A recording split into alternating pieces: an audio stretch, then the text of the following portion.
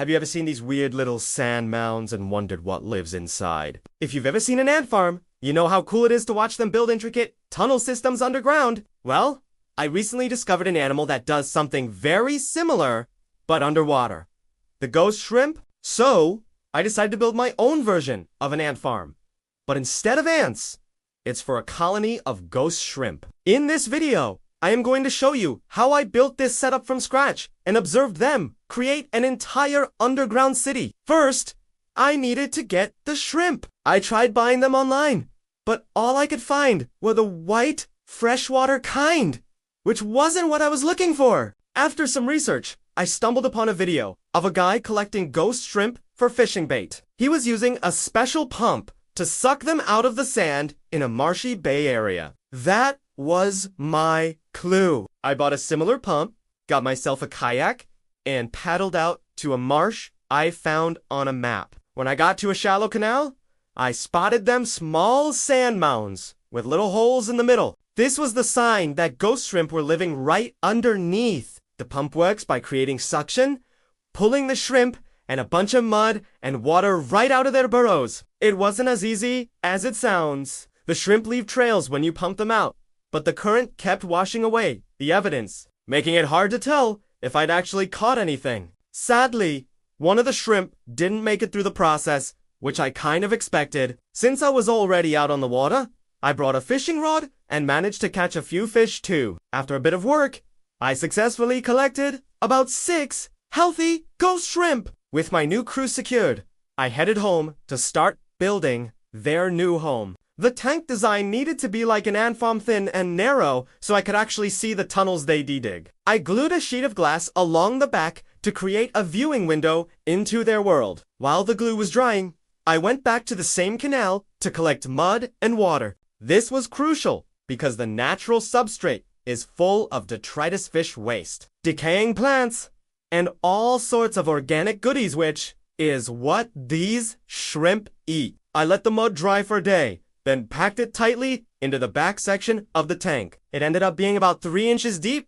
which I hoped would be enough for them to burrow. Next, I slowly added the canal water, trying to get all the trapped air out. I did notice a small leak, but it was so minor I just decided to roll with it and kept filling. To help with water quality, I added a layer of sand on top of the mud. With the tank finally set up, it was time to introduce the stars of the show. One of the white males had a giant claw, so I named him Gertrude. One by one, I gently placed them into their new habitat.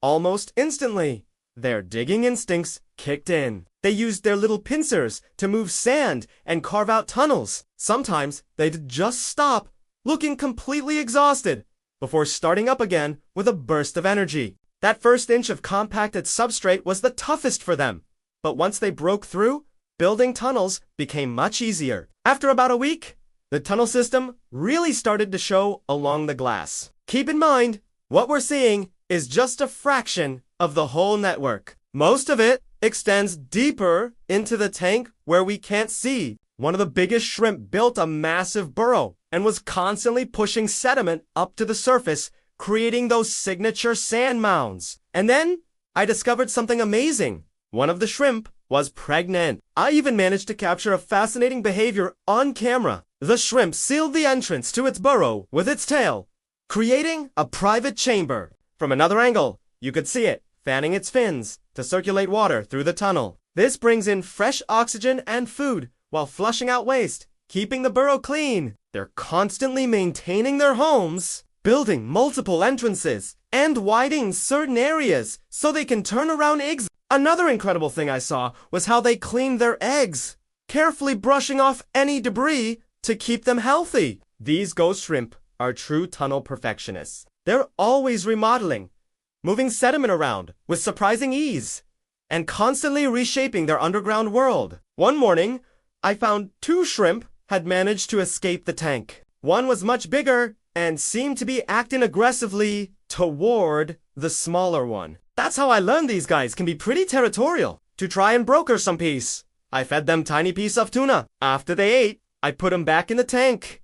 Though one of the burrows partially collapsed in the process, a few days later, I saw what I thought was a dead shrimp, but it was just a molted shell, a good sign. they were growing. Over the next few days, several burrows changed or disappeared completely, including the big shrimp's main tunnel. I also started noticing little worms wiggling in the substrate, which must have hitched a ride in the mud from the canal. One important detail I'd overlooked was calcium. Shrimp needed to grow strong, healthy shells, so I started dosing the tank with a reef calcium supplement. Over time, the entire landscape of the tank transformed. New holes appeared daily, while others vanished. I think a lot of the digging is happening deeper now, or further back, where it's harder to see. This whole project has turned out to be one of the coolest and most unique experiments I've ever done. There are hardly any videos out there showing a ghost shrimp colony like this, and watching their secret underground world take shape